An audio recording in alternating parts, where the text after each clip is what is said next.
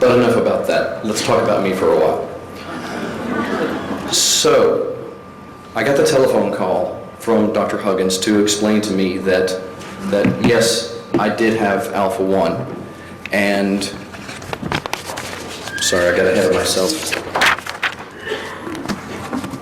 That yes, I did have alpha-1, and that I was going to be needing treatment for it, and that I was going to be on that treatment for the rest of my life. And it was going to be an IV that was going to be given on a weekly basis. And that is the treatment, unfortunately. It's an intravenous product that has to be given every week for the rest of your life. You get very used to it. It's not a bad thing. And the good part is there is another product that's going to be available down the road. It's another delivery system. There'll be something that's aerosolized. So like one of your nebulizer treatments, that's how you take your alpha-1 without having anybody sticking with a needle. She also gave me the telephone number for the PFT laboratory, Pulmonary Function Testing Laboratory, at Northside Hospital in Atlanta, Georgia. And I went there and had a baseline done on my lung function and found out that at 35 years old, I had 38% of my lung function left. I had lost more than 60% of my lung function, and I was 35 years old. And I wasn't ever going to get this back. And it was shortly after these two things, before I started my infusion, I didn't know really what this product was they were going to be putting inside me, so I wanted to read up on it. And I went to Geiger drugstore and asked them to print out a package insert, the little piece that goes inside medications, so I could read and see what this medication was. And I was reading through it, and I'm reading exactly what the drug is and this, that, and everything. And then it comes to the part where the description of what alpha-1 is. And it says alpha-1, usually fatal, That's as far as I read. I didn't know that part. She hadn't mentioned to me that I was going to probably die of this. I was 35. In my mind, you got to understand what it's like being told that you're not going to live a normal life, and being told that you're not going to live a normal lifespan. And at 35, I still thought I was going to live forever. That was my plan. That was what I had in mind. And it took a long time to wrap my head around that. And I will tell you that for the next 2 years, I went into a deep depression. I literally was clinically depressed. I was on medication for it. Now, a combination of things, it's not just one thing or the other, but because of all these things, as my lung function continued to decline and my attitude continued to decline, I started losing things, not just lung function. I lost my job because I had to go on disability. And I lost my wife because she asked for a divorce. And I lost that money, and I lost that house, and all the things that I had measured my own value by, they were gone. But one of the benefits of everything being gone is you get to redefine yourself. And so I started looking at a little inside again. And I realized, starting off with that 38% FEV1, that I had been looking at it from the top. I've been looking at it from everybody else's perspective, not my own.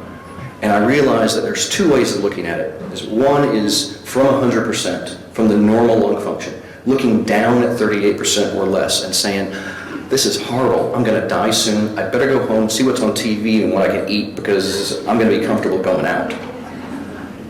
Or I can look at it from 0 and look up and say, that's 100% of my lung function right now. And I'm only going to lose function. I'm not going to get function back. It's not going to get better. It's just going to get worse. So if I'm smart, I better take advantage of this relatively great lung function because it's the best it's going to be. I better get in the best shape I can possibly get in and stay in that shape for as long as I possibly can in preparation for an unknown future. And so that's what I did. And I think it saved my life. So I started going to the gym, and I carried my oxygen to the gym. You know, people stared. Eventually, people were watching me, and they saw what kind of shape I was getting in, and people started walking up. Instead of asking me, why are you doing this here instead of at the hospital, they started asking me, hey, how can I get some of that? I was on the treadmill, I was lifting weights, I had muscle mass, I looked really good. I looked like I was the picture of health. But the focus was on reevaluating where I was, rehabilitating myself, and never stopping. And any of you here with lung disease, if you're not exercising right now, I urge you to do the very same thing. Think this way. Think it through. See where you are. Realize that worse means worse. Worse means you can do less. Don't think about what you used to be able to do. Think about what you can do now. And from an oxygen use standpoint, if you need oxygen to be able to exercise, you need oxygen to be able to go to the grocery store, don't think of O2 as being something that holds you back. Think of it like I did. It was something that enabled me to do the things that I needed to do to be alive. And like I said, it's just a different way of thinking. Unfortunately, it was during one of these exercise periods that I started having lower back pain. And I was originally told it sounds like sciatica, because it was just this throbbing, really, really painful thing that made it where I couldn't walk on the treadmill anymore. And they said, it's sciatica, here's a muscle relaxant, here's a pain reliever, stay home for 2 weeks and you'll be fine. 2 weeks went by, and I stood up to walk into the kitchen, and I collapsed because my right leg wouldn't hold me up. And the pain moved from the back down into the hip area. And I said, this is really weird. I went back to my doctor and said, I don't think it's sciatica. Test me for everything you can think of. Is it beginning to sound familiar? At least I didn't have to go for several years, but they did do an x-ray of my hips and called me up a couple of days later because they said the radiologist thinks he saw something. They want to do an emergency MRI on you. And they did the MRI, and it turned out that the prednisone that I had been taking to reduce the inflammation in my lungs and help me with the exacerbations that I was having had caused something else called avascular necrosis. My diagnosis was bilateral avascular necrosis of the femoral heads, and in English it means that the blood supply was cut off to my hip bones and they died. And in 2000, this actually is not my hip operation, but I had both of my hips replaced in 2000. This is an example of the miracle of modern science right there. It was very graphic, but you can't see it because doctors everywhere won't allow it. So they replaced my hips, and a nice titanium up in there, and took a long time to rehabilitate.